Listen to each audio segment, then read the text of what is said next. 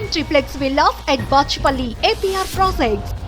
Welcome to Suman TV. నేను మీ నాగరాజ్ బైర్శెట్టిని. ఈరోజు ఈ ప్రోగ్రామ్ మనకు స్పాన్సర్ చేస్తుంది ఎకో తేజాస్ విద్యుత్ వాహనాల సంస్థ.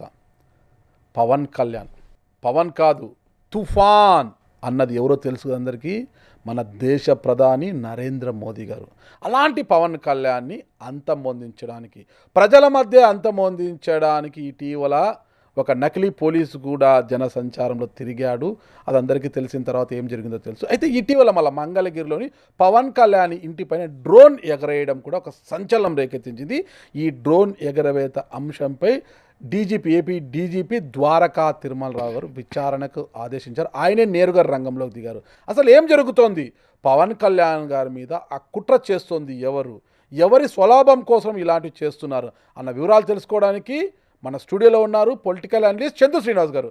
నమస్తే శ్రీనివాస్ గారు. నమస్కారం నారాజ్ గారు. ఏంటంటే అసలు పవన్ కళ్యాణ్ గారు ఉప ముఖ్యమంత్రిగా బాధ్యతలు చేపట్టిన నాటి నుండి కూడా క్షణకాలం తీరిక లేకోకుండా రాష్ట్రం నలుమూలలా కలే తిరుగుతున్నారు. ఆయన అన్ని విషయాల్లోకి వెళ్తున్నారు. ఎక్కడ ఎవరు పేదవారికి కనిపించిన కాన్వాయ్ని ఆపి వినతిపత్రాలు తీసుకోవడం, అక్కడికక్కడే చర్యలు తీసుకోవడం జరుగుతుంది. మరి ఇలాంటి పవన్ కళ్యాణ్ని అంతమొందించాలనే ప్రయత్నాలు ఇటీవల ఎక్కువైపోయాయి. అసలు ఎందువల్ల అంటారు? ఇది ఎవరికి లాభించే అంశం అంటారు? రాజకీయాల్లో ఈ సర్వసాధారణం సార్. ఎందుకంటే తన ఇంట్లో అన్నదమ్ముల మధ్య విభేదాలు మనం చూస్తున్నాం. సరే, అన్న చెల్లెల మధ్య విభేదాలు షర్మిల గారు, జగన్మోహన్ రెడ్డి గారు చూస్తున్నాం. మనం జగనన్న వదిలిన బాణమే తన వైపే తిరిగి ఆయనకు బల్లమై కూర్చుంది. ఇవన్నీ మనం అంటే రాజకీయాలు ఏదైనా చేస్తాయంటానికి నిదర్శనం. మీకు తెలియదు కాదు, అపారమైన అనుభవం ఉంది మీకు. పాలిటిక్స్ తెలిసిన వాళ్ళే పాలిటిక్స్లో సక్సెస్ అయ్యేది. అదే సమయంలో పాలిటిక్స్ ఈజ్ ఏ పాయిజన్ కూడా. ఇది అంత తేలికని కాదు. ఈ రాజకీయాల్లో రాకముందు పవన్ కళ్యాణ్ గారిని ఎవరేమనరు. రాజకీయాలు వచ్చిన తర్వాతే వ్యక్తిగత అనలు, 3 పెళ్ళిళ్ళు, ప్యాకేజ్ స్టార్, మ్యారేజ్ స్టార్ అంటారు. మీకు తెలియదు. కానీ దశాబ్దంన్నరైనా ఉన్నాడు లైవ్లో. మొత్తానికి ఆయన పవర్ స్టార్ నిరూపించుకున్నాడు. వాళ్ళ అన్నగారు నాకు ఈ రాజకీయాలు వద్దనుకున్నాడు. 75 లక్షల ఓట్లు వచ్చినాయి, 18 మంది ఎమ్మెల్యేలు చాలని కాంగ్రెస్లో మెర్జ్ చేశాడు. మెర్జ్ చేయడం ఇష్టం లేదు పవన్ కళ్యాణ్ గారికి. దశాబ్దంన్నర పోరాడాడు. ఎక్కడ ఎమ్మెల్యే కాల, ఎక్కడ ఒక జెడ్పీటీసీ కూడా కాల. కానీ నిత్యం ప్రజలకు చేయాలన్న తపన ఏదైతే ఉందో ఆయన ప్రజాక్షేత్రం నిలబడింది. 100% స్ట్రైక్ రేట్తో. మీరు అన్నట్టు ఈ దేశ ప్రధాని గారు కూడా పిలిచేటప్పుడు ఎన్డీఏ సమావేశాలకి 33 పార్టీలు ఉంటే ఇరు రాష్ట్రాల నుంచి ఏకైక వ్యక్తిని పిలిచింది పవన్ కళ్యాణ్ని. అప్పటికి ఎమ్మెల్యే కూడా కాదు ఆయన.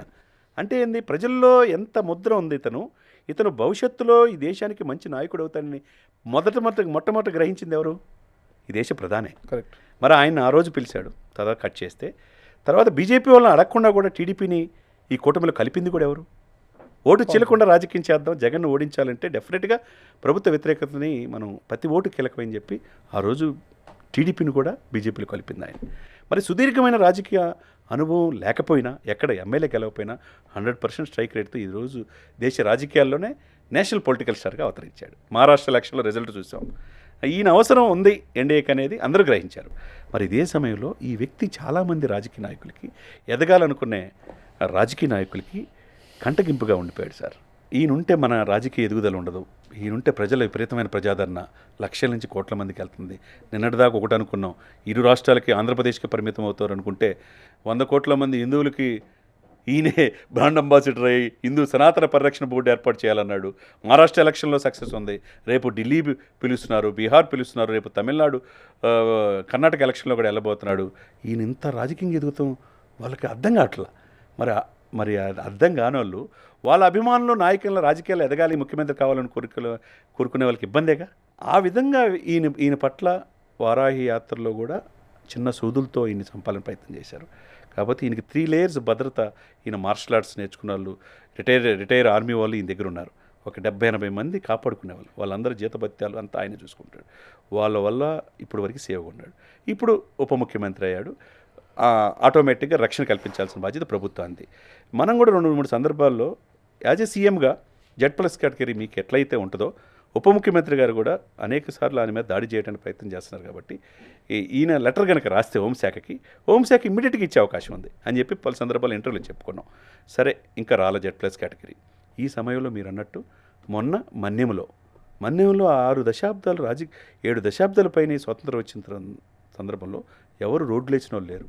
మన్యంలో భయపడకుండా వెళ్ళాడు ప్రజల్లోకి. మనం చూసాం. అక్కడ నకిలీ ఐపీఎస్ ఆఫీసరు అనుకోని జరిగితే ఏమవుతుందండి? ఆ వ్యక్తిని కోల్పోతే మనం ఇంకా వస్తాడు. అటువంటి పవన్ కళ్యాణ్ గారు లాంటి వ్యక్తి. ఆ రోజు ఒక ఇన్సిడెంట్ జరిగింది. తర్వాత అక్కడ రక్షణలో డొల్లతనం మనకు బయటపడింది. ఇకపోతే నిన్న మంగళగిరిలో తన ఆఫీసు, తన ప్రభుత్వ ఆఫీసులో ఉండలా, సొంత ఆఫీసే ఇల్లుగా ఉంటున్నాడు. అక్కడ డ్రోన్స్ ఎగరేశారని చెప్పి ఆఫీస్ సిబ్బంది అంతా కంప్లైంట్ ఇచ్చింది.